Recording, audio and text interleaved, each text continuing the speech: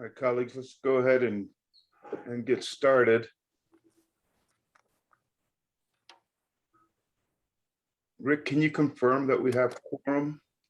Yes, you do have quorum. Then we'll come to order at 3:02 p.m. Good afternoon, everyone. Glad to see us all. I would ask if you don't mind, to start your cameras.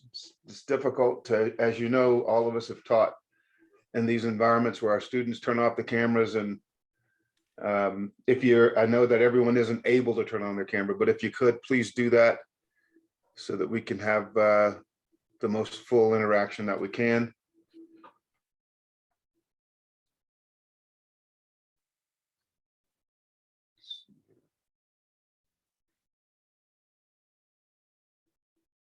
We have a few more people still joining.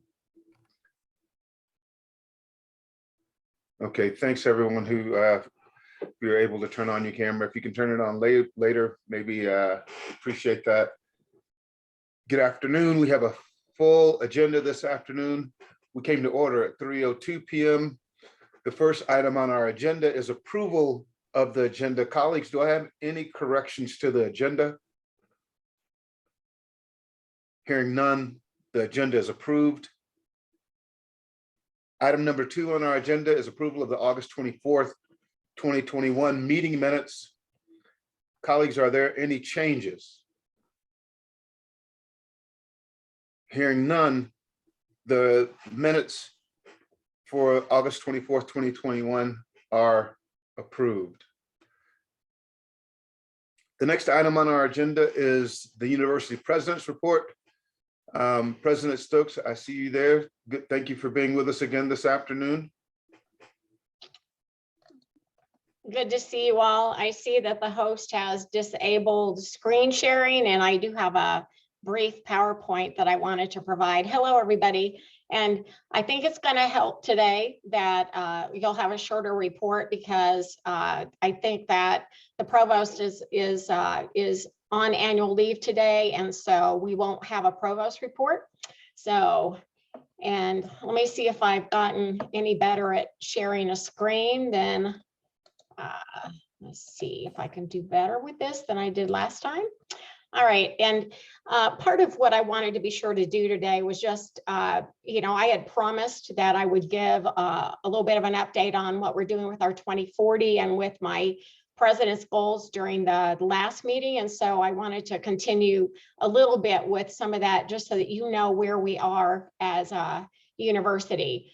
And so again, our UNM 2040 planning is, and we call it opportunity defined, and we're really focused on thinking about the future of the institution. And there's been some bit of work that's been done since the last Faculty Senate meeting. And so I wanted to share some of that with you. As a reminder, this is the timeline. So we launched this in April and May. We've had a lot of conversations. Where we are now is still working on strategic directives and pathways. And what I wanted to share with you, but I want to just be very, very clear with all of you, the extent to which what I'm sharing with you is a draft. There's still a lot of ongoing conversation. We had a strategic, we have a steering committee that we're working with that I shared with you at our last meeting. And so that group has met, and there's still continuing conversation. But I wanted to share the general goals that are being discussed right now, so you have some idea of what the thinking is. And the first draft, and again, I just want to be clear the extent to which this is still a draft. The first goal revolves around the idea that the University of New Mexico would be, in fact, one university, that we would create an environment in which we're really all working together. And we know that one of the big challenges in higher education has been the extent to which our work can sometimes be done in silos. And yet we know that real achievement and excellence and service to our students and to our communities, et cetera, is greatly benefited by our capacity to be aware of what we're doing and to work together. And so the first draft goal really is focused on that concept of one university and figuring out all the ways in which we can actually work together more effectively. The second draft goal is focused on the student experience and really, again, on promoting innovation in education. We've been in the middle of this now for quite some time, as you know, with the changes that we've had to institute as a result of the pandemic. I think it's led us maybe to, all think a little more about innovation in education. And so the goal here is related to trying to create that university that we believe is the university of the future to best engage our students and provide the education that we believe is important. And so we have some objectives associated with each of these draft goals. But again, this is a work in progress. But I just want to be clear that this is all types of students and that we're talking about with goal 2. The third goal is really recognizing that as a flagship research university in New Mexico, a major part of what we do is advancing what happens in New Mexico. And so there are a lot of parts to this particular goal that people are talking about, but really capitalizing on what it means to be in New Mexico, a unique place with unique cultures. We have many things that our communities need, and the university has a great deal to offer to improve the quality of life and advancement in New Mexico. The fourth goal surrounds our intention to really focus on inclusive excellence. And, I know that there's a lot of discussion around this goal. The talk that was brought to the steering committee was that we would be a national model as a research institution for promoting inclusive excellence and including all voices and valuing them to better serve our students and each other and the state and really the world. This has been an interesting part of the conversation, and I look forward to further discussion with everyone on this draft goal 4. The fifth goal, sustainability. This is really sustainability in a lot of different places. Universities, public universities really do have to think about sustainability of our human resources, our financial resources, and our physical resources. And we have to focus on this to really be able to meet the other goals that we've set for ourselves. I do want to make sure that I mention, though, that a big part of thinking about sustainability for us is focused on the natural environment. And I'm very much aware that in spring semester, this body, maybe not made up of the very same senators, but the faculty senate was very much interested in seeing what the university was going to do related to our environment. And we continue to have a lot of focus on those areas. And I think you'll see more as this 2040 plan gets finalized. You'll see us pursuing some of the ideas that the faculty senate presented to us with much more energy.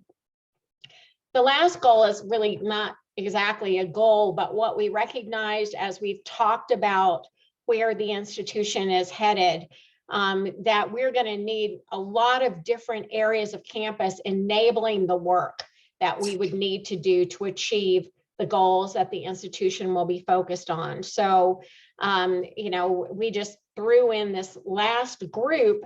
It would include a lot of people who would be focused on building the infrastructure, the data that's necessary, all the assets, the marketing, et cetera, that we put part of the 2040 planning.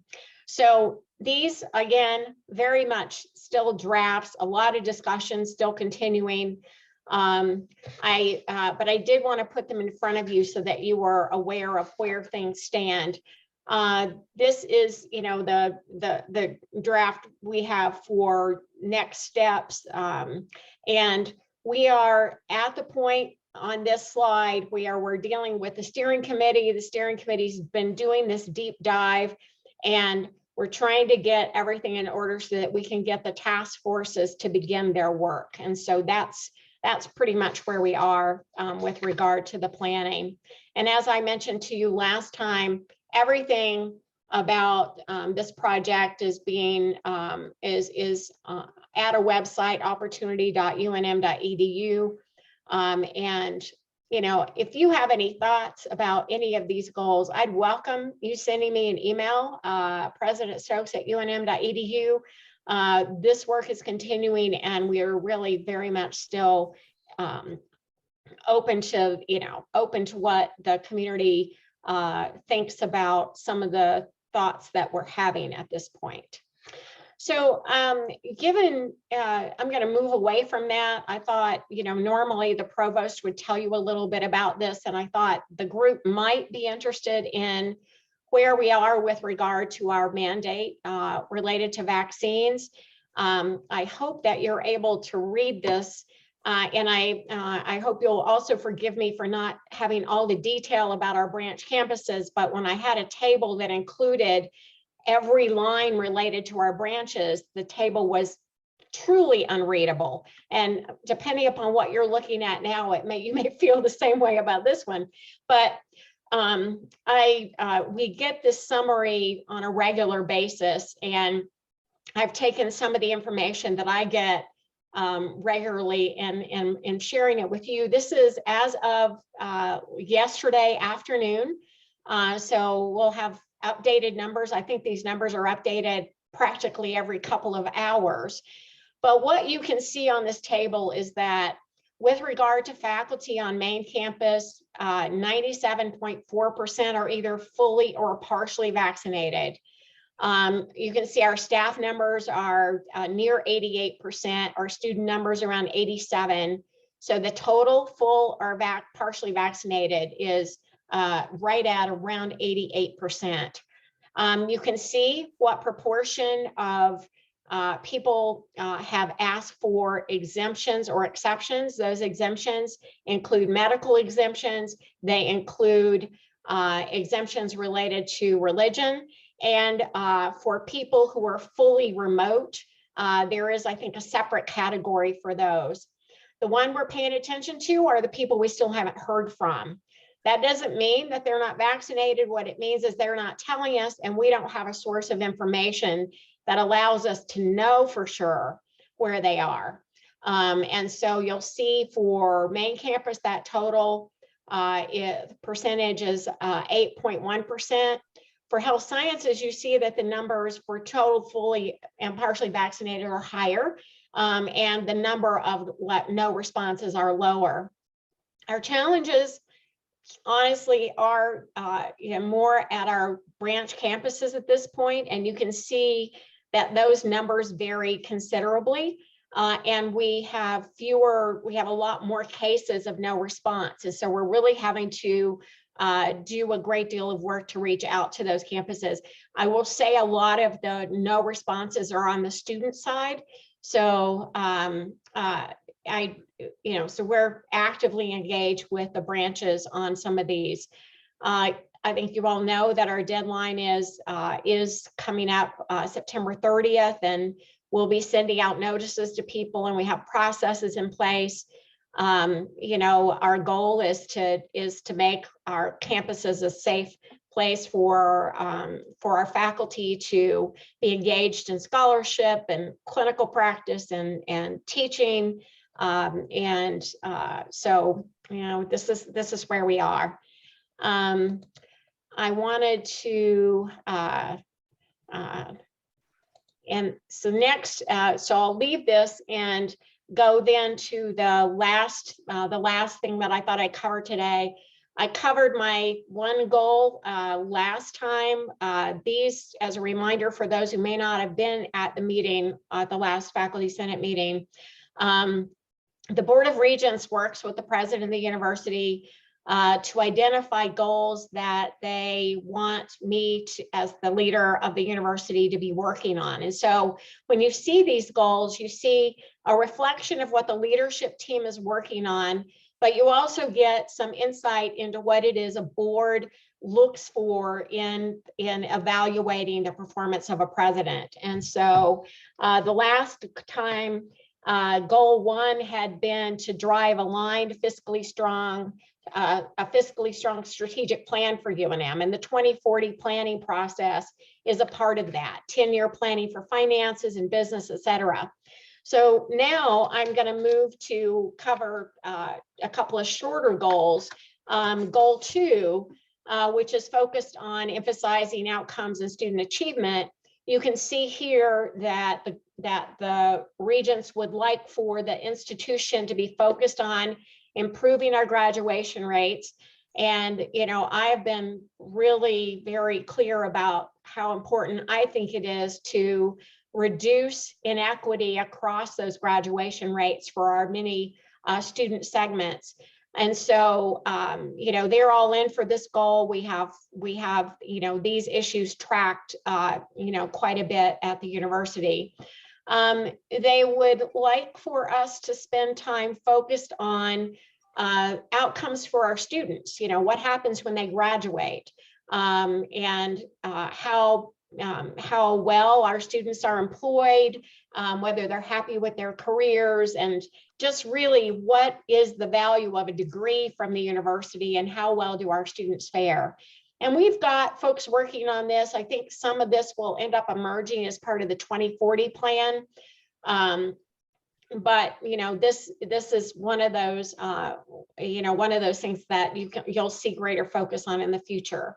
Now, you know, we are constantly hearing about workforce needs, and I know that might not be something that the Faculty Senate hears about very often, but I can tell you that we are constantly hearing about the desire of the university to focus on production of teachers for our public education system in New Mexico, as well as focused on educating more nurses, because there's a tremendous shortage there as well. So 2 huge issues we hear about are teaching shortages and nursing shortages, and what is it that University of New Mexico is going to do to deal with those. And these are active conversations we have, seeking resources from the legislature. Just last week, our Dean of Education was in front of the Legislative Finance Committee. And also last week, our Health Sciences was in front of that same committee, talking about, you know, about population health and nursing and other things, but a lot of the interest is related to nursing. So I wanted to be sure you're aware that this is something that the board is paying attention to too. And the third goal, kind of a whole lot of things in here, better alignment of our programs to work together. That kind of goes back to the one university concept. One that I really wanted you to see here, because this is something that we're talking to the legislature about, and that is developing a plan for nationally competitive faculty salaries. We, of course, have been very focused on equity and inclusion practices, and you can see that work going on our campus under the Vice President for Equity and Inclusion, a great deal of work going on there. And also in Health Sciences, their diversity office is very active. And so, you know, we're bringing all that work together. Ratings on the hospital side are clearly important, focused on increased research. And then, you know, I think the board's really interested to see how will the technology issues that we've dealt with, how are we thinking about best teaching methods in a time when we expect, you know, a lot more insight into how to most effectively educate our students. So that is, yeah, I just wanted to let you know about these goals. You know, Finney and I have talked about kind of a desire for the faculty to see what it is that that I'm being evaluated on and what's being tracked. And of course, I'm always happy to answer any questions that you might have. So with that, I'm going to stop sharing my screen And if there are any questions for me, I'm happy to try to answer them. Thank you.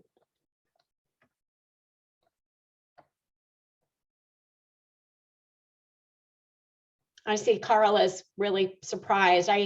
We're still trying to figure out what's happening at our branch campuses with regard to the numbers, but I think, I think we'll see some improvement there with a much more concentrated effort. So. Oh, I see Kristen I see a hand up. I'm sorry, I'm not able to. Okay, Kristen Elder. Okay. Hello. Hi, President Stokes. One of my question goes back to the draft goals that you were talking about. And I just wanted clarification on draft goal 1 that refers to one university. Mm-hmm. And I believe it was mentioned, HSC was mentioned there, but I wanted to know, when we're talking about one university, are we talking about the 5 campuses? Are we talking about Albuquerque campus and the additional campuses? Thank you. I absolutely. There's been a lot of discussion about that very issue. That we very much want to. We have been working and want to continue to work on the recognition that all of our branch campuses are part of the University of New Mexico, and when we visit our campuses, that it's interesting how often that issue will come up. So very much so. I see Ian with a hand up.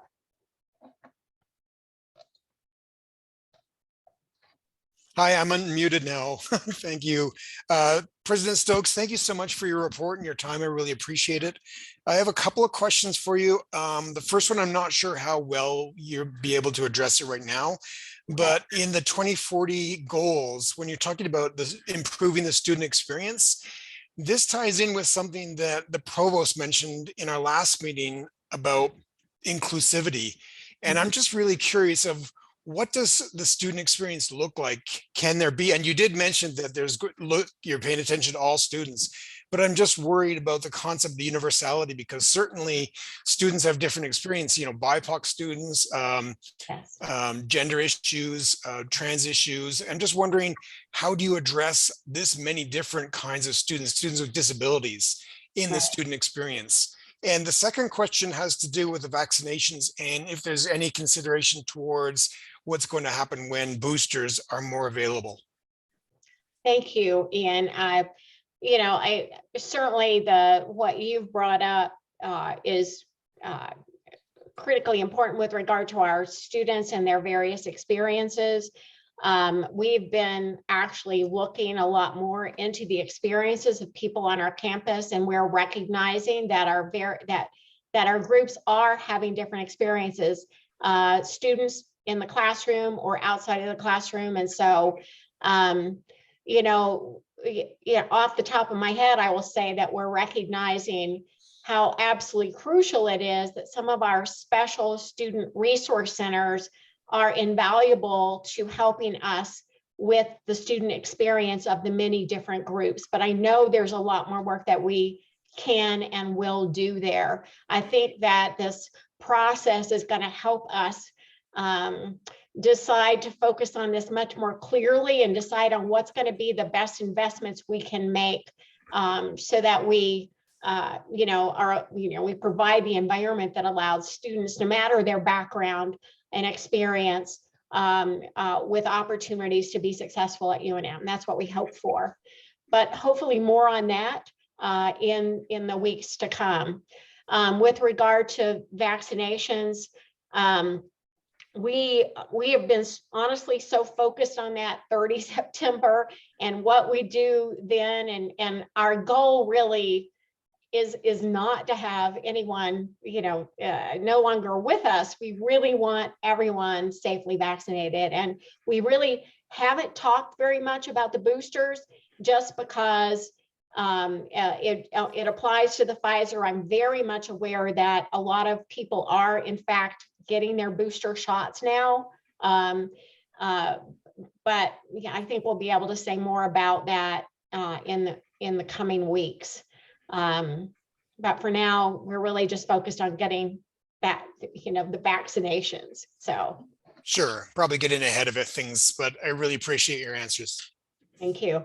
And I was seeing a question, what's the general atmosphere like with the LFC?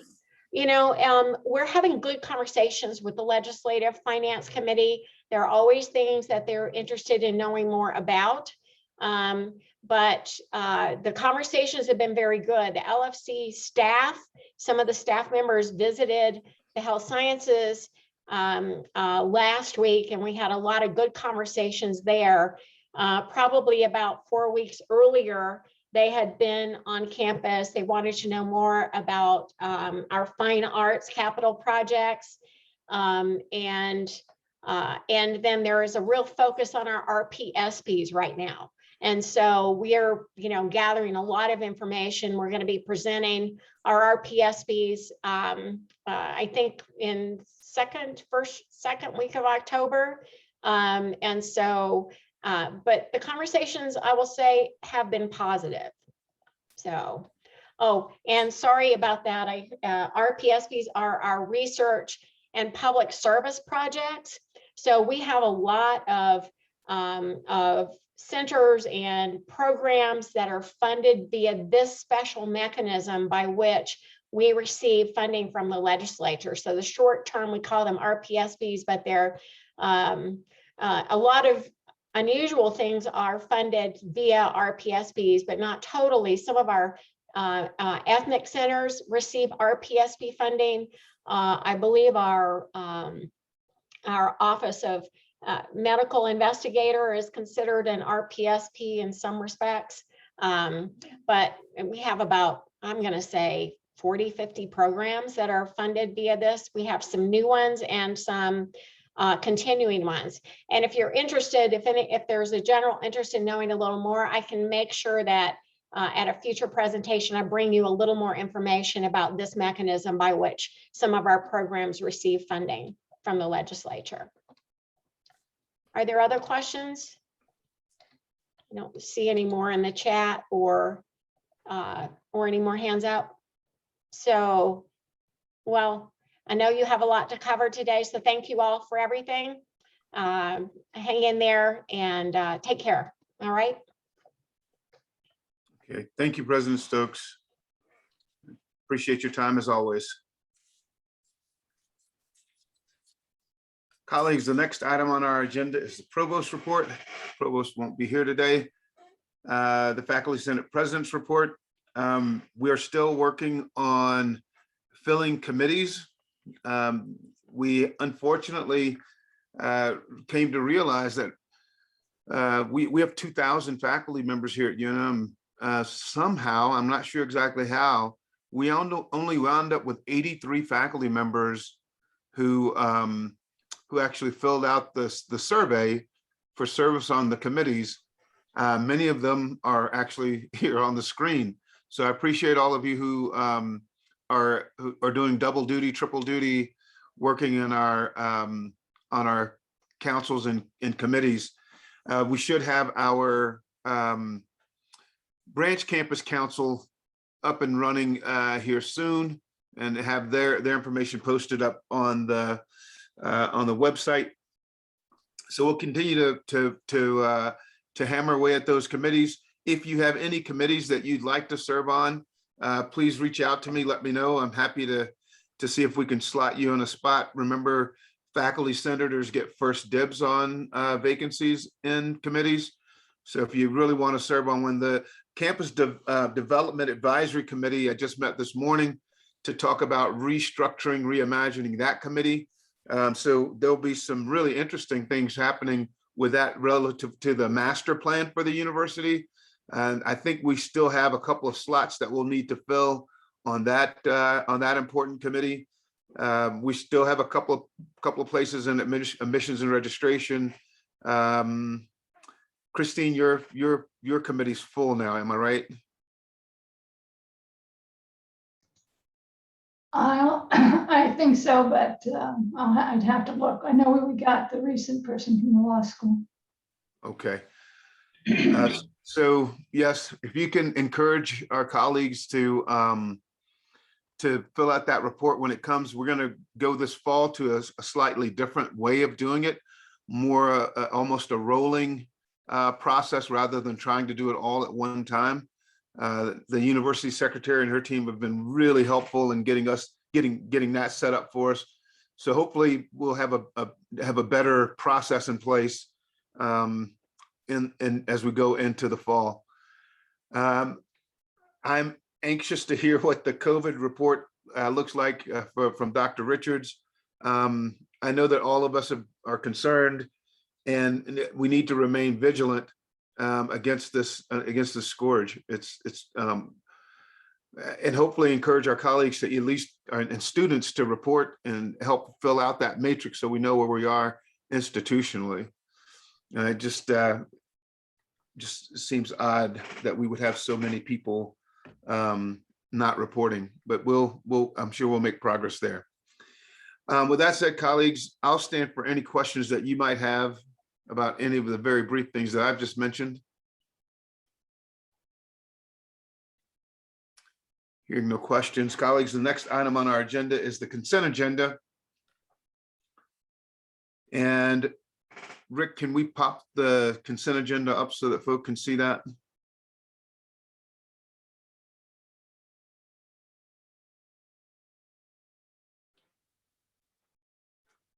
The consent agenda is composed of the committee appointments and one Form C.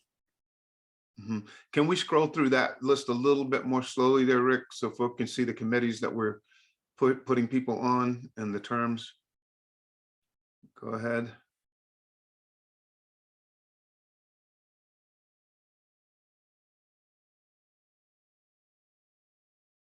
Thank you. And then the Form Cs, please.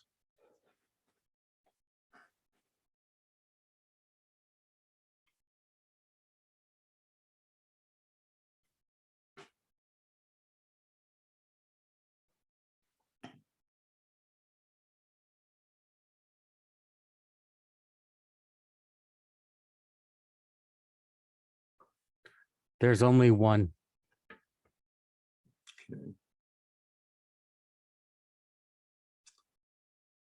Okay.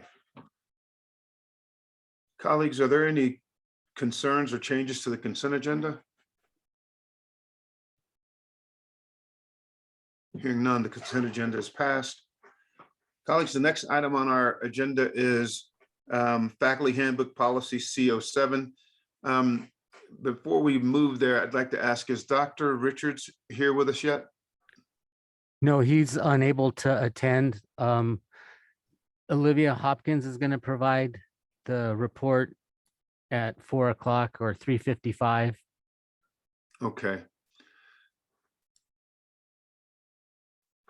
So we'll begin, colleagues. We have a discussion item, an important discussion item. Faculty Handbook Policy C07, faculty discipline. Rick, if we could pop that up for folks to see, and if we can thumb through it together here. Or maybe I should share my screen. Let me share my screen. Okay, thank you. I'd have to search for it.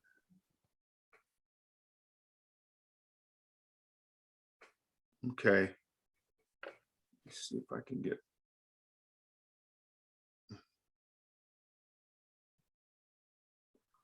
Colleagues, give me a thumbs up if you have the document. Thank you very much. So I want to start our discussion by reminding us that in terms of procedure, there are two processes, if you will, at play when we deal with faculty handbook policies. In one process, we look at material that is what we call above the line. That has to do with the policy rationale, the policy statement, and applicability. Below the line, we have definitions And below that, we have the actual procedures. Those are all below the line. We have two processes. One process for above the line changes is what we're about today. All of those changes that we are going to approve, this is a document that we approved in the spring, actually in January. And it's one that if we have any discussion about it, it should probably, in terms of whether we, agree, disagree, should probably be about those parts of the policy that are above the line. We have a very different policy, more flexible policy for changes below the line. So the procedures and definitions, things like that, those don't require the same rigor, if you will, in terms of getting those things changed. We simply send the, once the policy has been published and anyone on our faculty can see something that they believe needs to be changed, they can submit a request to the policy committee to have that change added to the policy. So I know Chris has a couple of different things that she's interested in us looking at and adding. This wouldn't be the place to do that, right? That would be done in the process where we actually amend the policy that we've already approved, if that makes sense, right? Now, if there's something in the procedures that is just a dead stop, we can't move the policy forward, I get it, we can have a discussion about that. But remember, as the reason that we put procedures below the line is so that we wouldn't have to wait and have a faculty senate meeting to get those kinds of changes approved. Also, we can get wrapped around the axle about whether we should or should not add something in procedures or the wordsmithing of a particular part of that. Again, we can have some of that discussion today. I hope that doesn't dominate our discussion because there is another process for changing things that are below the line in the policy, right? My hope is that you've already shared this out with our colleagues and people have had a chance to see the document. And we have another month between now and our meeting in October to come back. We'll have a vote on the policy. Today is merely a discussion about CO7, any major concerns that anyone has. And again, I hope that we don't spend too much time talking about procedures because we have another process in place to take care of that.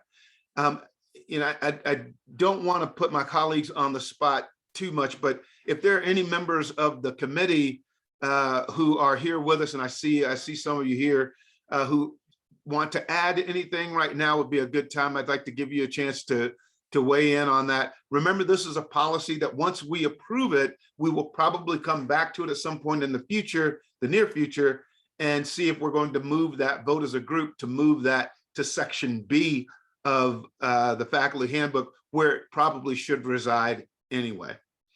Any questions for me before I open the floor to our colleagues? Okay, colleagues, we'll observe regular orders of decorum during our discussion period. If someone else is in line to make a comment and you've already had a chance to make a comment, please be gracious and allow people who haven't had a chance to comment, to give them a chance to speak before you do. With that said, any of my colleagues who worked on this beforehand have anything to add?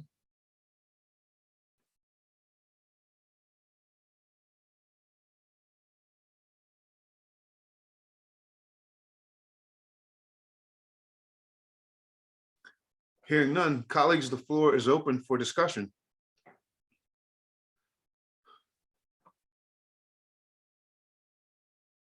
Sudan. Hi, so I assume that this was initially approved by the Faculty Senate members who were part of the Faculty Senate last semester.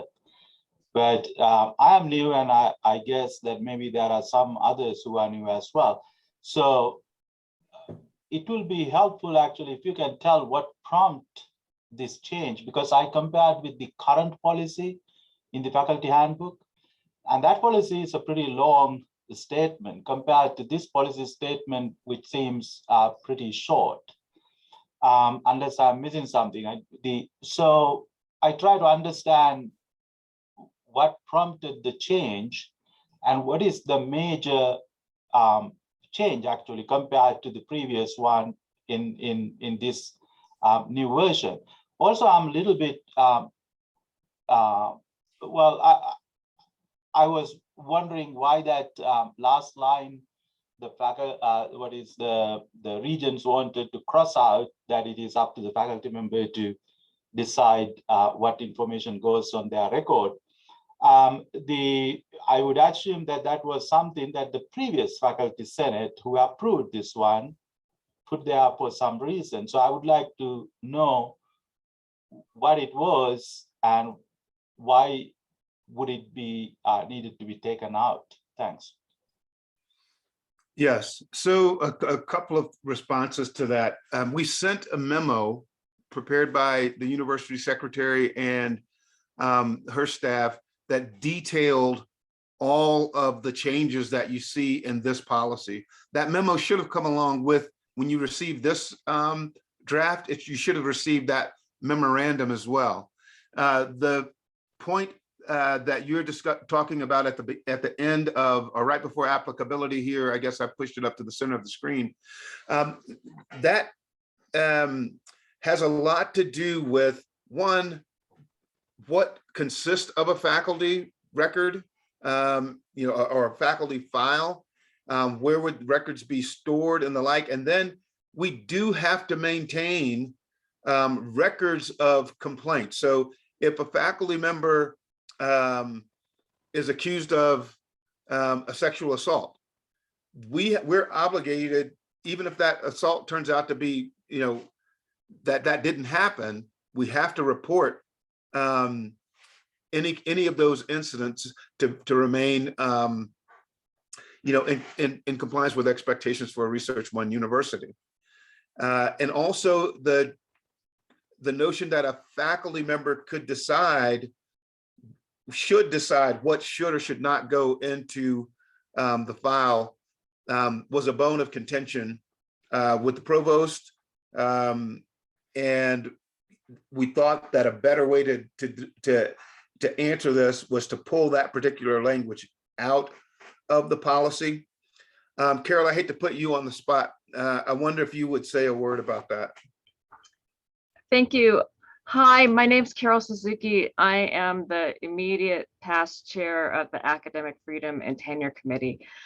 I worked on this draft CO7 when I was on AF&T, plus I worked on this draft after the Faculty Senate pulled it, and I worked on these revisions. So the sentence that you point out that has been removed is one that AF&T originally had in, and it is very important to AF&T. One of the concerns we have is about if there is no finding of anything having been done wrong, then why should it be documented in the file unless the faculty member wants the documentation? So there is a separate provision which you see in the memo that accompanied this draft, which is C70, and C70 refers to what the personnel files are. So I have been advised by President Coleman that after we finish CO7, get this through, we will be working later on C70 to discuss the issues about what goes into the personnel file, because there is more than one file. And Finney did refer earlier to some information that does need to be reported by the institution to outside entities, such as, I believe, like the federal government. And those matters, to the extent they need to be reported, if there needs to be information that is recorded and it can be disaggregated from the faculty member, then it should be. because CO7 is being revised because the current one doesn't really allow for progressive discipline.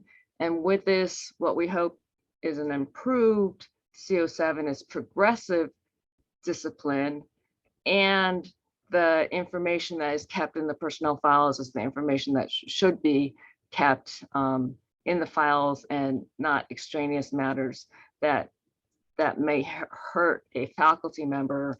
And in the current CO7 is it, and you see it also in this draft, if there's no finding of anything inappropriate, then the institution must do what it can to preserve and maintain the reputation of the faculty member. I don't know if that answers your question, so I'm happy to provide more information if I might be helpful. Thank you. So I get that what you're saying is that the AFT then not really want to take this statement out. That's correct. AF&T had some concerns about it being removed, but we can see how it may be able to, well, the matter should be addressed when we get to revising C70. AF&T acknowledges that the importance of the university being able to report what it needs to outside entities. And we also are very concerned about making sure we maintain the reputations of the faculty at UNM. So the issue should be addressed when we look at C70, which pertains to personnel files. But you certainly are pointing to the provision that when the Faculty Senate asked for comments, it got comments from faculty on both sides in terms of who gets to decide what goes into the file. Is it the faculty member or is it the unit? So it continues to be, I think, a concern, and it should be addressed with the revision of C70. I think that there is a big concern with the folks who have been working on this ad hoc committee that was convened by President Coleman, that the current CO7, because it doesn't allow for progressive discipline, really has not been working. And we're trying to get a policy through that does allow for progressive discipline, because what's happening now under CO7 is not good for the faculty and the institution.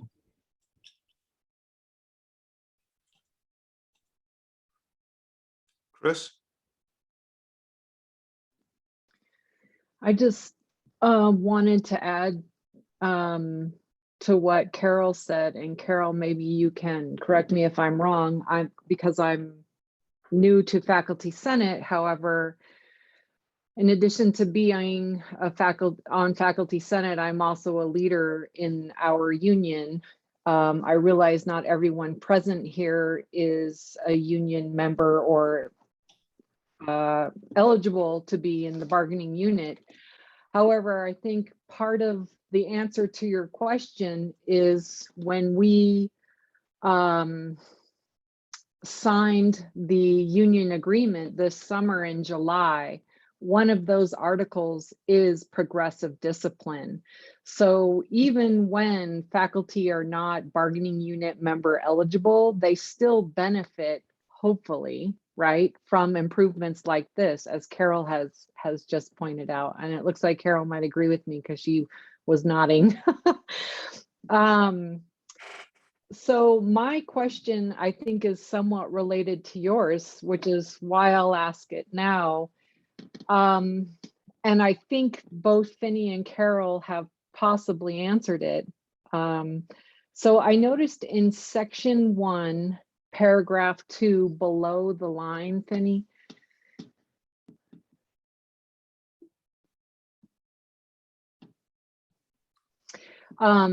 Yeah, that small paragraph.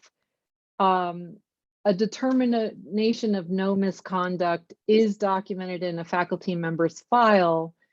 And this is different from what is stated in 3.1 below, where the faculty member is asked if the determination is to be put in their file or not.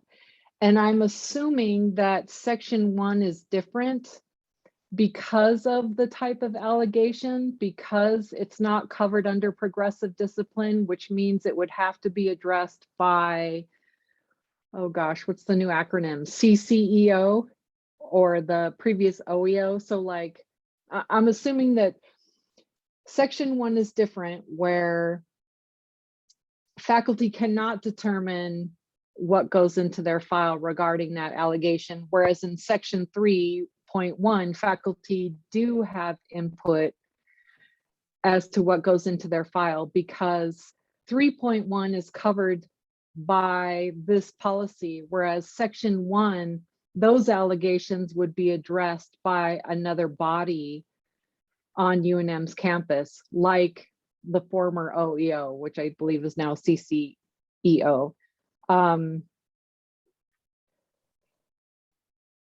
Do you need me to clarify my question? I think it's the level of allegation or the type of allegation that changes the agency of the faculty member in terms of what can go in their file. Yeah, Chris, I think if we read that first sentence in the small paragraph, I believe it has to do with, in accordance with another specific UNM policy, finds no misconduct, which would be different from if something was found under that was under the auspices of C70, or CO7. Yeah, because this one doesn't cover sexual harassment, for example, or discrimination. That would be covered by a separate UNM policy. And in those instances, like you said, Finney, those have to be recorded in the file in order to establish possibly a pattern of behavior. Yes, I believe that's correct. Thank Nair? you. Thank you, Chris. Nair?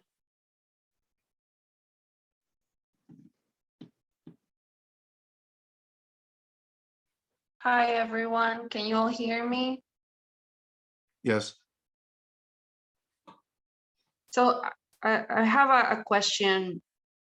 And I think part of it has answered it, but this idea about, so I'm new at UNM and I'm still learning, and I'm here because I want to know more. And so my questions are more about, because I don't necessarily understand, but I was, so my looking at this disciplinary process, I noticed that it says, I think, it asks to delete like class observations as I'm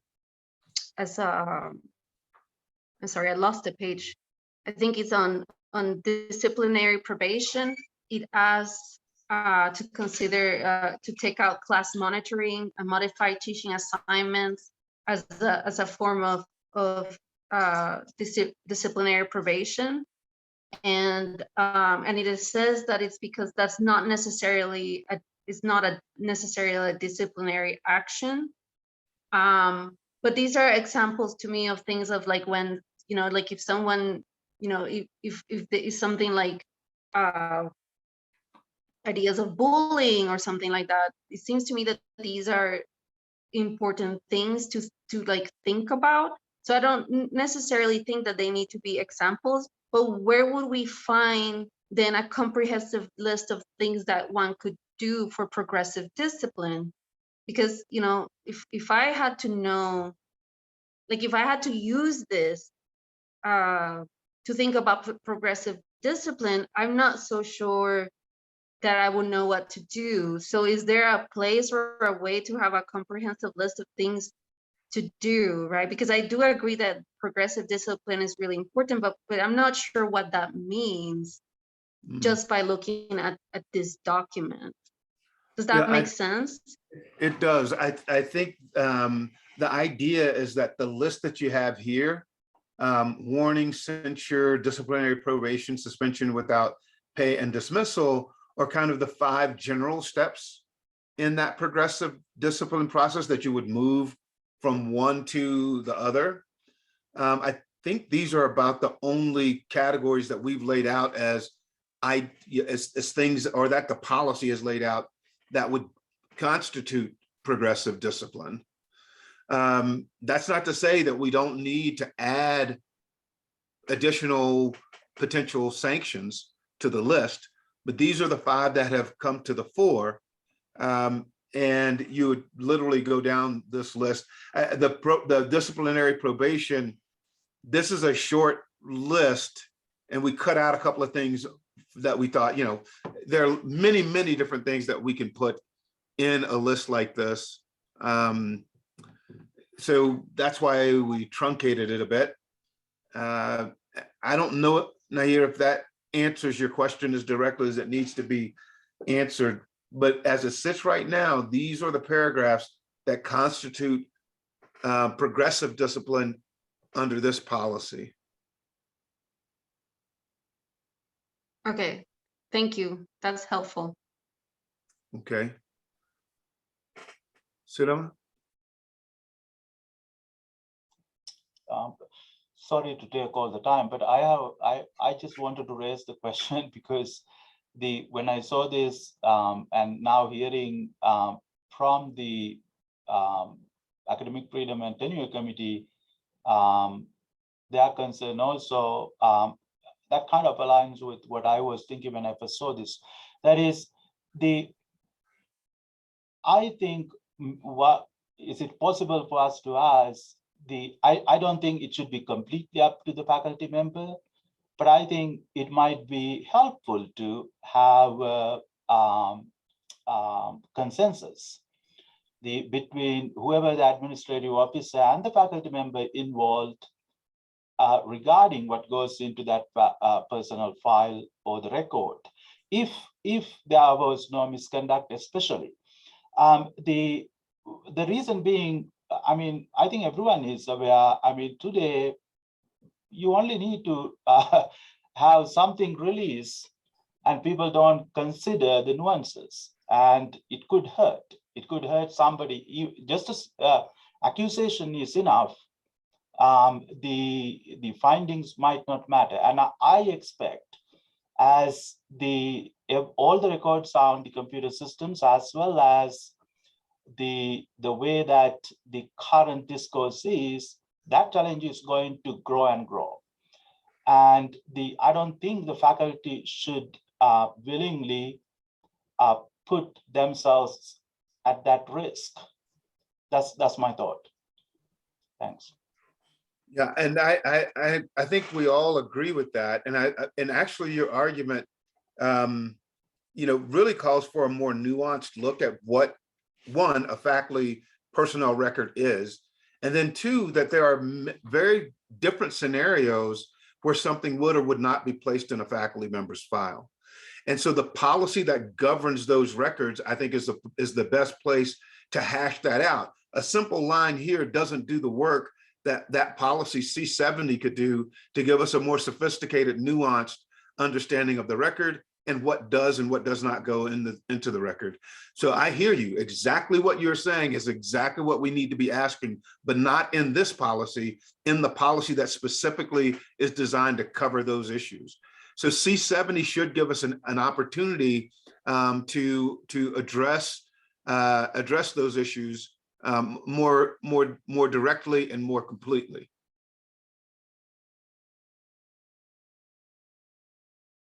Colleagues, do we have any other discussion points about policy C07?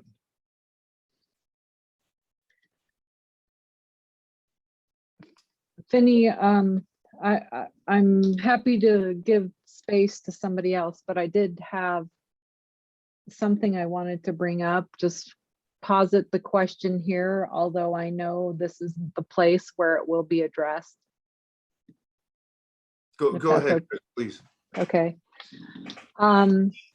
moving forward, when it's the right time to address this policy below the line, I would like to see in section 1, paragraph 3,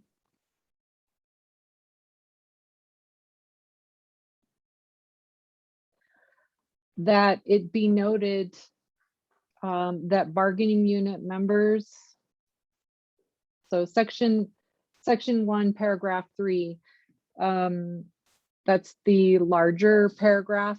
If you scroll down a little bit farther, notice it says in that paragraph that the department chair shall, I'm looking at the second line, the department chair shall meet the faculty member to provide the written report of the investigation.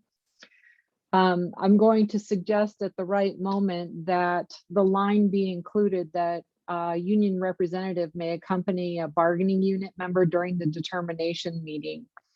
I'm also going to recommend that same line be included under section 3, preliminary assessment.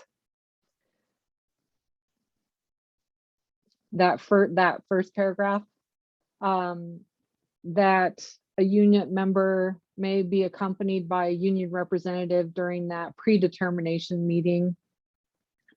Because down below, there is sort of general reference that for bargaining unit members, this is written in blue, this is the part that's added, that the, it's farther down, that the policy right there, it says, if disciplinary action involves a bargaining unit member, the disciplinary procedures listed in the applicable bargaining unit agreement will be followed. However, that line is only included farther down the process, but I wanted to be clear to faculty earlier on in the process that they do have union representation. And to address the question in the chat, if you are a bargaining unit member, you have access to legal protection via UA-UNF. And I know you all are going to get tired of me possibly bringing this up, but because I'm a union leader, I'm looking at these documents both as faculty senate member and as a union leader to make sure they coalesce. And again, I haven't forgotten about my HSC colleagues or others in faculty senate or those represented by faculty senate who may not be bargaining unit member eligible. We hope that what's good for bargaining unit members will be good for others as well, even though they're not necessarily ruled by the contract.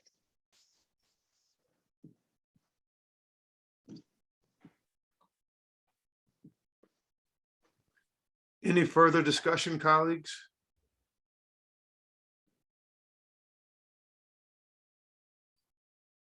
Finney, can I jump in real quick?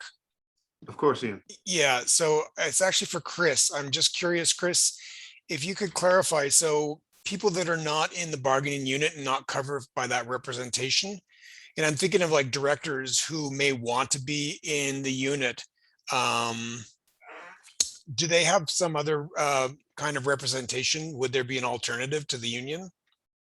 Yeah, actually, it's my understanding, Ian, that chairs and above, or I'm not even sure about chairs, but deans and above, or a certain level of administrators and above, are protected by UNM's Office of University Counsel, and everyone below that is on their own. So that's one of the reasons why this legal protection from the union was so important. And of course, it was not our decision for chairs not to be included among bargaining unit members. That was admin's decision. But as soon as a faculty member obviously rotates out of one of those administrative positions, they would be a bargaining unit member. Okay, sure. Thank you so much. I appreciate it. Mm-hmm.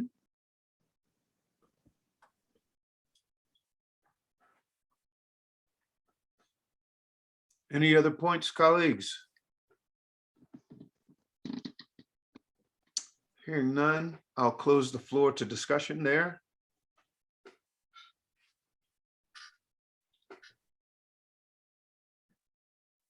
Give me a second to find my agenda again, sorry.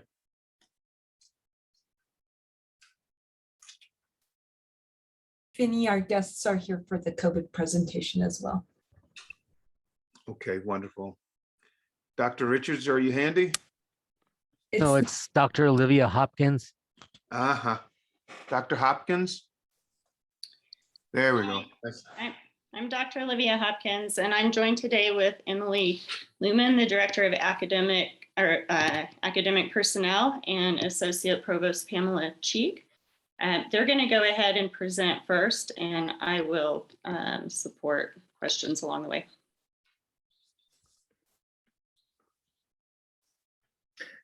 So I'm going to go first to talk about a little, what procedures and a little bit of an overview of what we've been going through in terms of focusing on especially the administrative mandate for COVID vaccination. So the first thing that I want to apologize if I kind of stumble through this is I want to share my screen here, which I think I can, right? Okay. Hopefully you guys can see it. If you can't, please someone speak up and let me know. But I wanted to go over the information you'll find on the COVID dashboard. I'm sure you're all familiar with this. But as we go through it, I want to talk a little bit about the steps we've been taking, especially to ensure compliance with the administrative mandate. So for those who may not be familiar with the dashboard, it does give you a nice overview of the university campus community and where we are in that process. To go a little bit over the statuses, and if you hover over it, it'll explain what they are, but I know I find them a bit confusing.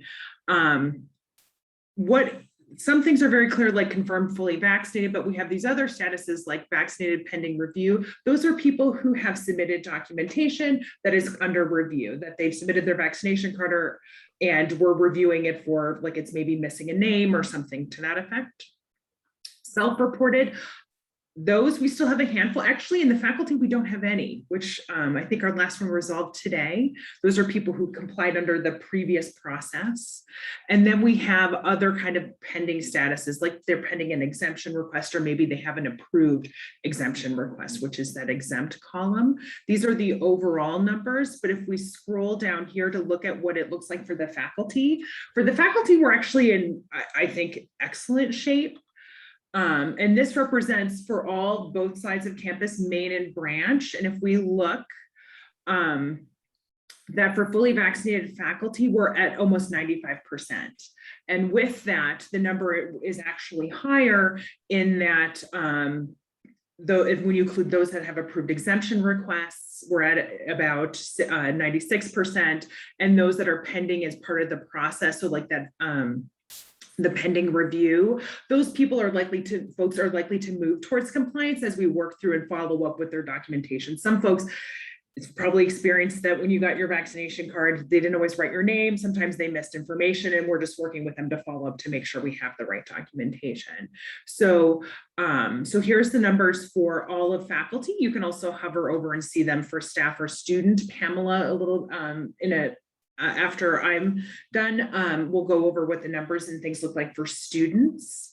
But within these numbers, we've been doing a lot of work with working with departments and in some cases faculty directly to make sure that they understand the administrative mandate and what's required of them and what their options are. And so as you may have seen earlier or late last week, we issued our final guidance as to how, and I'm now switched screens to sharing what the guidance is for managing non-compliance with the administrative mandate.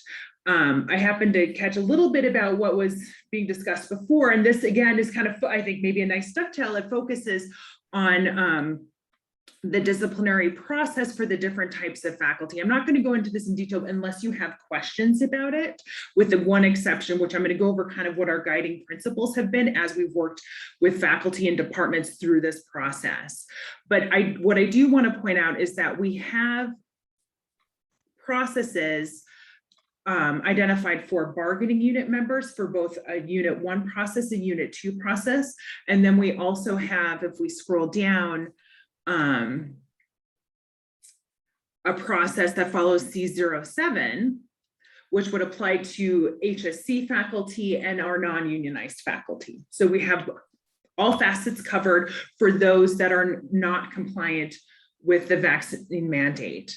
And by not compliant, what we mean is like willful failure to follow the requirements, not uploading not being vaccinated or having an otherwise approved exemption.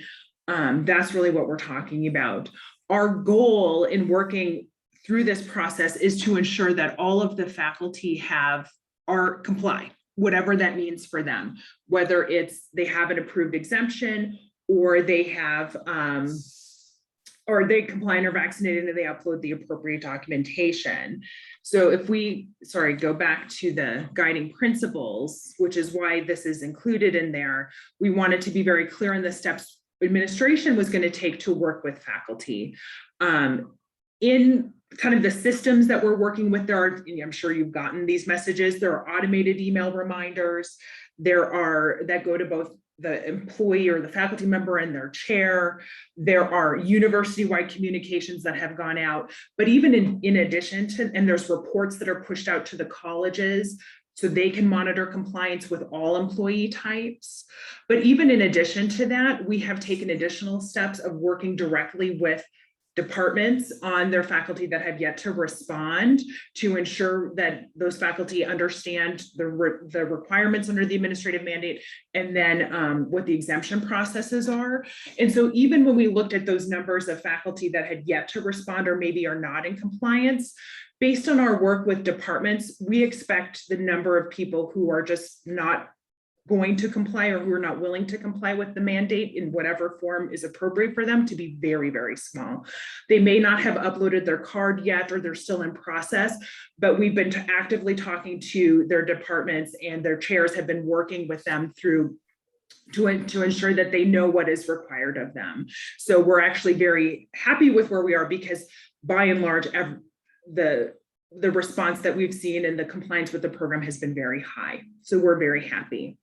So we've been working with department chairs, but then even in cases where like documentation hasn't been cleared, like I mentioned, your name isn't on the vaccination card, or there's other issues like it kind of varies, the documentation people get. We've been following up directly with the faculty to make sure they understand, like, here's what's missing. There were some, we have kind of a centralized process that does that in kind of an anonymized way, but then we've been following up directly to help to put more kind of a face to the process so they know, so faculty can ask questions if they're having trouble identifying what do they do in this situation in order to comply. And so we're seeing that number tick down as we work through those folks as well, to get the appropriate documentation. So those numbers are going down as well. So I think, so those are some efforts that we have taken to ensure compliance with this process.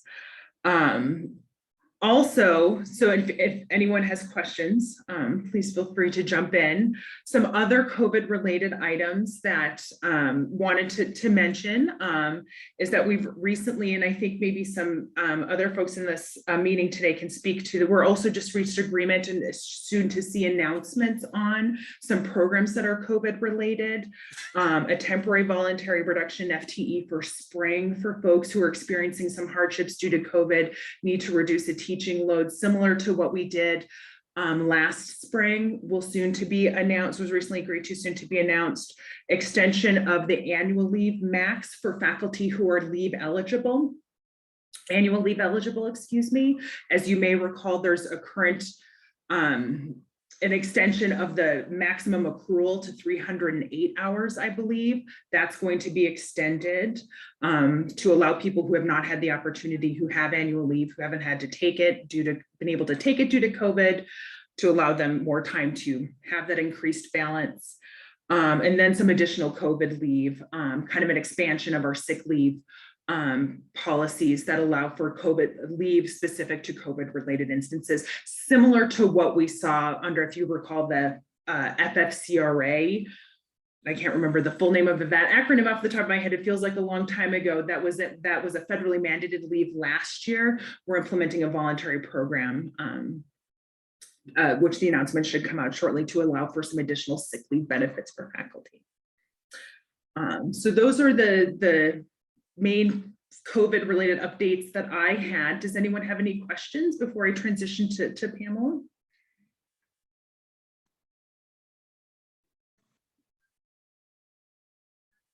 No, okay. So I'm going to stop my share. Is Pamela here? I am. Hi. Okay, excellent. Yeah. And I'm going to share in my turn. So to give me 1 second to pull up some information. So I just saw in the chat, Dr. Depperman saying that it's concerning that the student vaccination rate is so low. This will help you break it out a little bit. So you have on the dashboard that Emily just shared with you, the cumulative total for students across all of our 5 campuses. It's interesting and informative to see how it breaks out when you look at it campus by campus. So I have to say these numbers are from yesterday. So already since yesterday, things have ticked up a bit, and you'll see that reflected actually on the dashboard. But I pulled this information yesterday, so I apologize for it being a day out of date. But we're seeing, changes hourly at this point as people receive more and more information. Really useful to kind of see the differences that are site specific across the UNM system. Main campus, we have 81.4% of students who are confirmed as fully vaccinated. And in main campus housing, 94.5% are confirmed as fully vaccinated. It's worth highlighting those because it gives you a sense of how messaging and also the guidelines that were available very early on for students as they were signing their contracts in student housing have affected behavior and response to the mandate. Hsc, probably the actual vaccination rate is higher there. I think that number partly reflects the fact that Hsc had a different system for managing student vaccination initially, and that moving into the kind of integrated UNM system has felt perhaps odd to some students who had already done compliance within the Hsc side. And then for the branches, there's a whole different set of constraints and concerns that often really crystallize around uploading documents in some cases, and that's very much the case for UNM Taos, than crystallizing around not being vaccinated. So I had a really informative conversation earlier today with folks at Taos in which they were describing many non-degree students, including elderly students, say taking art classes or yoga classes, who are just challenged by identifying their net ID and using that to then upload their vaccination card. That doesn't mean that those non-degree students at Taos, who we count in the total count, are not vaccinated. It means that they're having challenges getting their information in. So we're trying to think about some ways to support the branch campuses in particular, and also support Maine and Hsc campus students in getting their information uploaded. I wanted to give you a little bit of a sense of what's involved in making it abundantly clear to students what the requirement is, how to fulfill it, and then what the timeline is if a student doesn't respond appropriately to the mandate.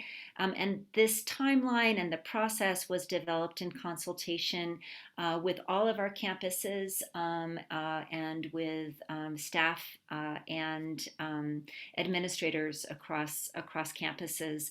As well as the Office of University Counsel. And it's designed to create every opportunity for students to get vaccinated. The goal behind this approach is to increase vaccination, the goal is not to disenroll students. We really want to do everything we can to motivate students to get vaccinated and to provide us with their proof of that, or to provide appropriate documentation for a medical, religious, or fully online exemption.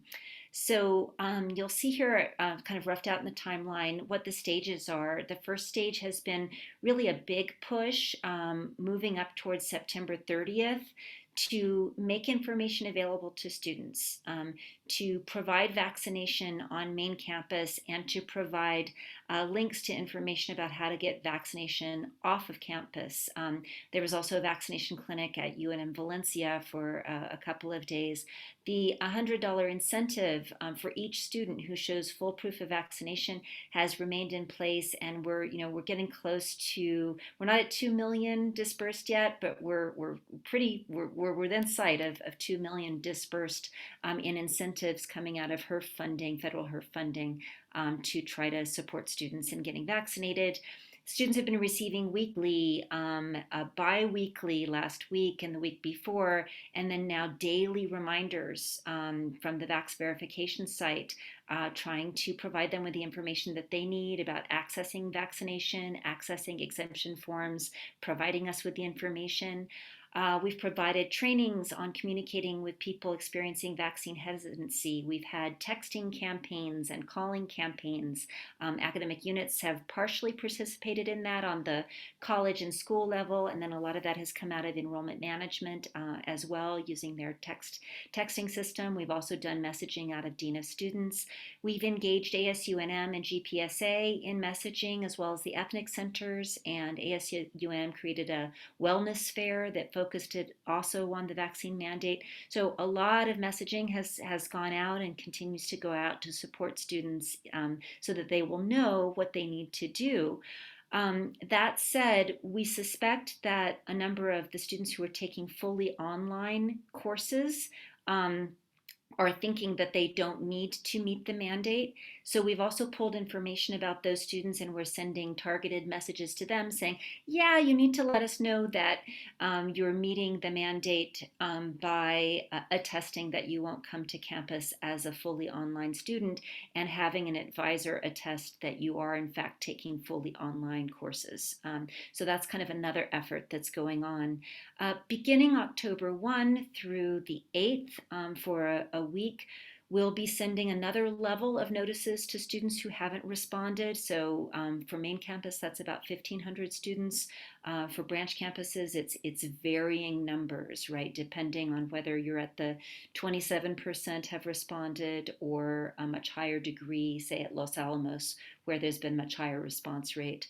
Next in this October 1 to October 8 period, students will be receiving daily notices. We'll also be continuing to try to reach out via calling and other methods, letting them know that they are about to get a registration hold, and that they are also in a position where they may be disenrolled beginning November 5th. And then also providing them with the option to opt in to weekly testing, but just for fall 2021. So ultimately, any student who chose to do weekly COVID testing would be able to use that for the remainder of the semester, but they would need to comply with the mandate in time for spring 2021. And then you can kind of see the sequence from there. The 8th is really kind of the last day to opt into weekly testing, and also to provide either an exemption form or proof of vaccination. If a student provides proof of one shot, that's good enough. We just need to have them provide proof of one shot and then let us know what their schedule for getting their second shot is. We'll encourage and support them in getting that. The registration hold would be applied the 9th. Another phase of notification, including information about right of appeal. And then students can submit appeals. Review of appeals will occur via a select committee composed of a varied and representative group of staff from our campuses. Review of appeals, and then November 5th or later, depending on when a student was flagged as not having been responsive, the student would be disenrolled with a W appearing on their record. In all of this, it's important to know that a student can meet the mandate at any time by showing that they're vaccinated. So it's not as if after November 5th, a student has no recourse. The student can be vaccinated on November 5th, and we'll do everything we can to help them finish the semester. At any point, proof of full vaccination makes it possible for a student to continue on in the semester. It's not about punishment in any way. The other thing that I think might be pertinent for Faculty Senate is that faculty members don't have a role to play in enforcement. They have a role to play in information providing.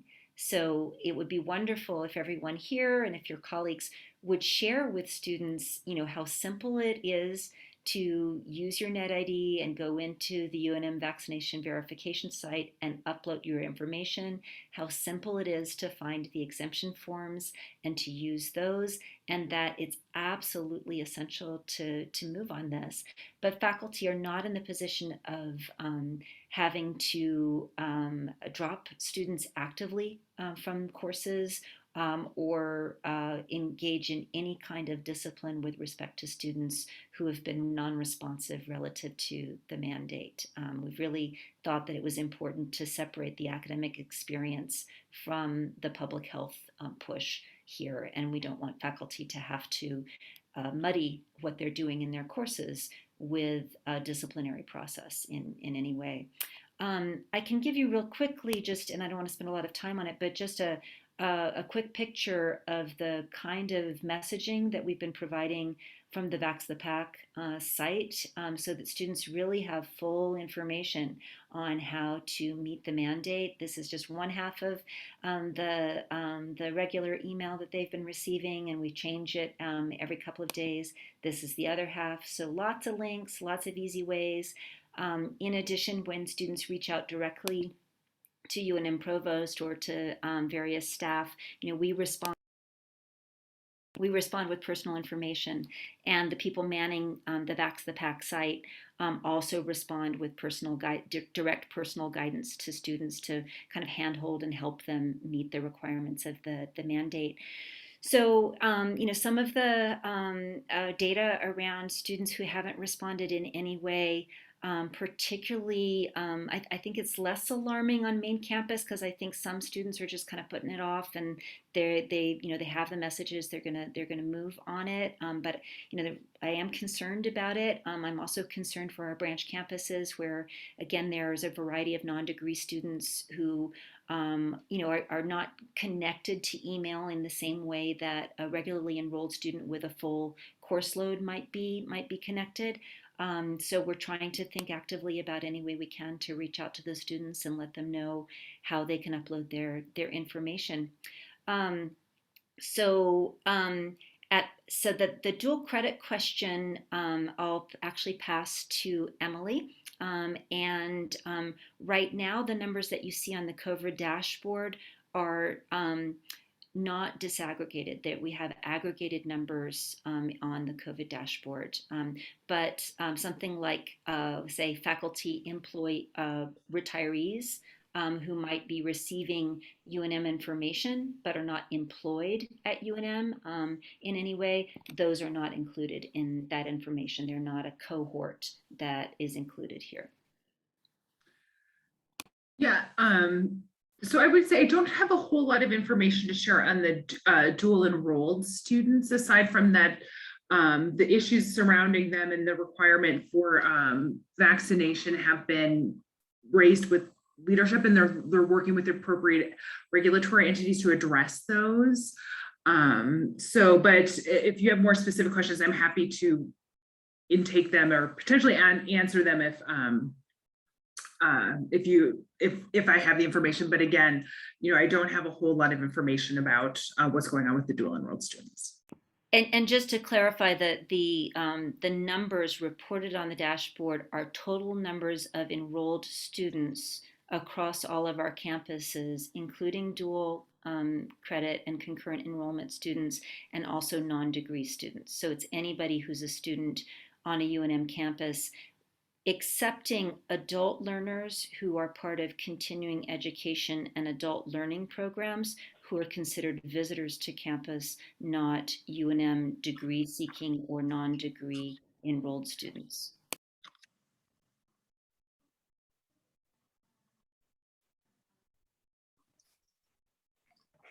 So I did want to talk a little bit on the COVID call center, but are there additional questions before we move to that? I'm seeing a question in the chat about exceptions and how are we handling individuals who have an exception. They're required to submit a weekly test, and the test is reviewed. So, you know, if the individual submits a test that is positive, they're asked not to come to campus. So all of those folks who have medical and religious exemptions, staff and students and faculty have to submit weekly tests, which are reviewed. The only folks who don't have to do weekly test submission are students taking fully online courses who have validated that and who have also attested to not coming to campus. And the dashboard does include data regarding cases, and you'll see that up above. And so that's you know the record that we have of number of cases overall. This is Dan Stolberg. Thank you very much for addressing that question. I was the one who posed it. What we saw with the Trump administration was they did a process of regular testing. And then what they found was they had people who were regularly getting sick. So I am a little bit concerned that we will have people who have exceptions that we will be testing, and they will be regularly turning positive, because the testing does not prevent them from getting sick. It just detects them if we catch them at the right point in their disease process. And as some of the folks have already pointed out, if we have a group of dual enrollment students who are going to be, I understand, high school students that do not have to submit proof of vaccination to us, that will be another cohort of people who will be working against our Protect the Pack process. And then visiting students also would be another risk factor as we try to protect the pack and the people who are adhering to the guidance and the wonderful recommendations that you're giving and trying to convince everybody.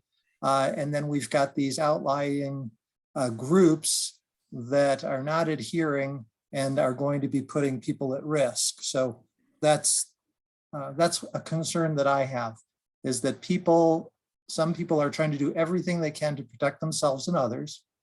And then there are other people who are not. And I'm not seeing sort of a complete protection of our group.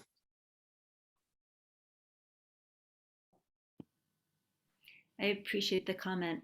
And I certainly am motivated to find every way we can to get our vaccination rate as high as possible. I want to kind of explain the numbers a little bit too around exemptions. When you're looking at the exemption category on the COVID website that we showed you, you want to bear in mind that a significant number of those exemptions are students who are taking fully online courses.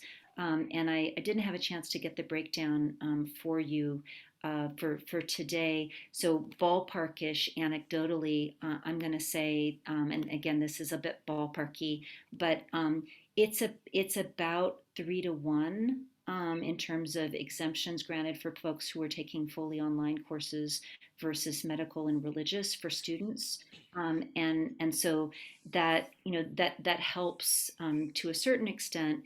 And I acknowledge that there are groups of people who are coming to campus, including people who walk around the main campus duck pond, or who, may be dropping off a student at one of our branch campuses, or, waiting for a child after school at the Taos Child Care Center, who may not be vaccinated. And these are real challenges. Okay.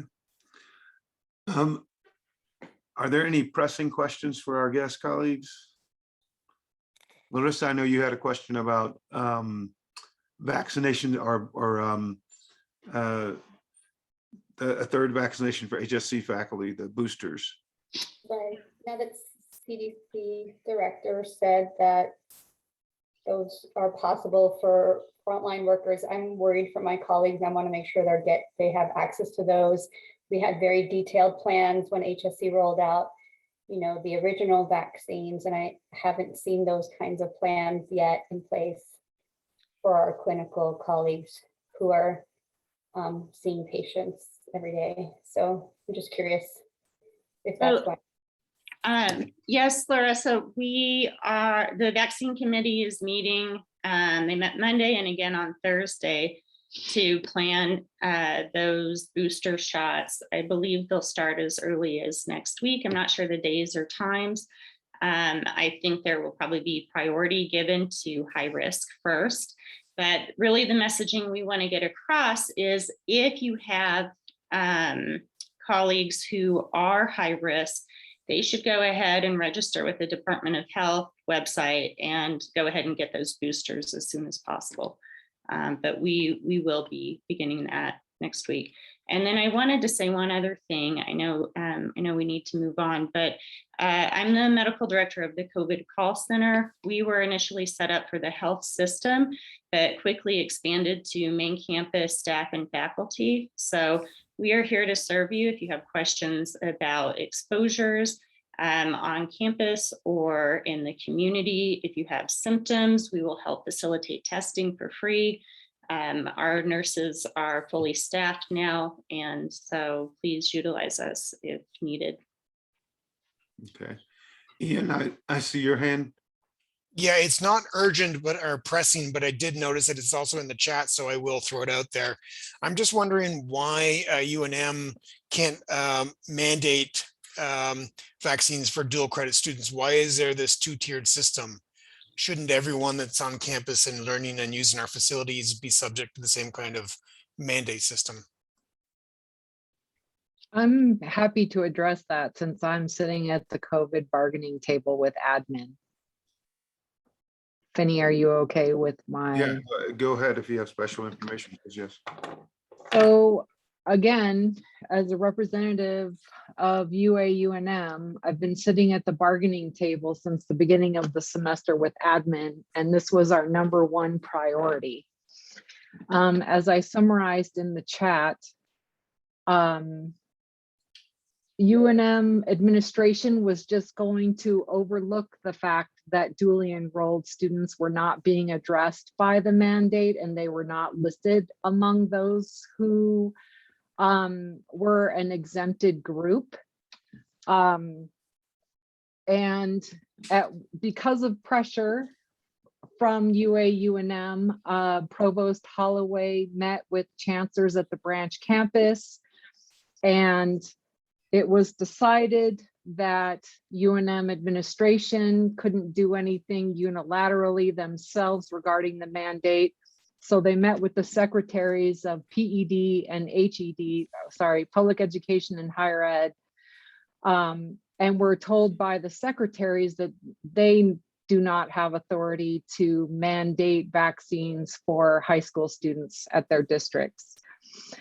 So now the secretaries of public education and higher ed are supposed to write a joint communication reaching out to Dr. Scrace, who, those of you, if you don't know, he's New Mexico's version of Dr. Fauci. He's a UNM faculty member, but he's working for the New Mexico Department of Health. And so now leadership is relying on Dr. Scrace and his committee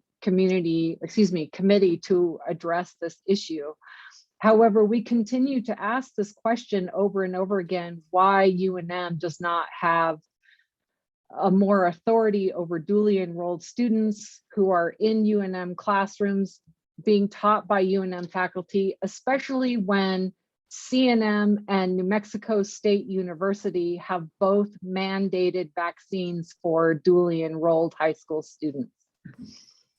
I'm particularly concerned about our branch campus faculty who are the most affected by this because they have the highest number of duly enrolled students in their courses. Thank you so much, Chris.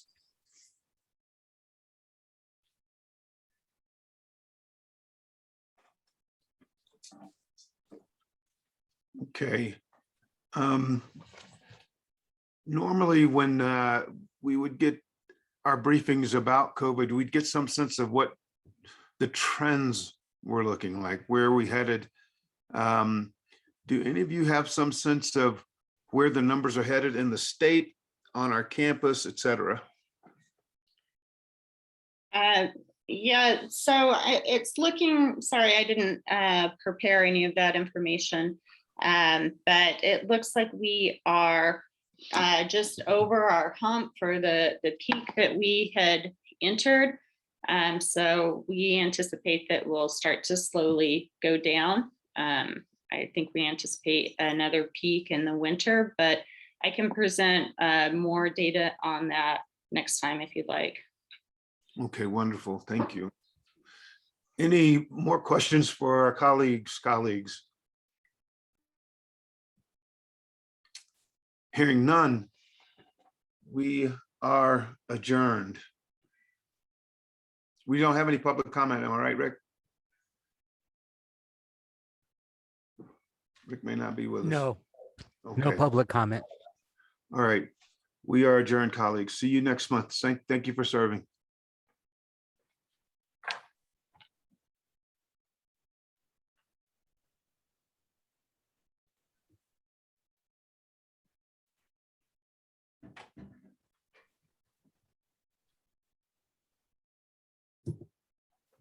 Hey, Finney, we got a meeting scheduled with you and Tracy and myself. Yeah, I saw that note. Thank you. That's Okay, Thursday, right? Yeah, it's in 2 days. Okay, got it. Thank you, sir. All right. And Finney, I think you, Rick, and I have a debrief meeting for after this, I think tomorrow, so just to. Right, tomorrow morning, right? Yeah, we had to move it because it was scheduled over a meeting I already had on my calendar, so, and I can't move that meeting. But sorry, we had an internet outage in the office right in the middle of, right at the end of that, so so we were off for a partial of that, but I think the recording still was on. Clearly you guys didn't get out because you were still on it and talking, so. Yeah.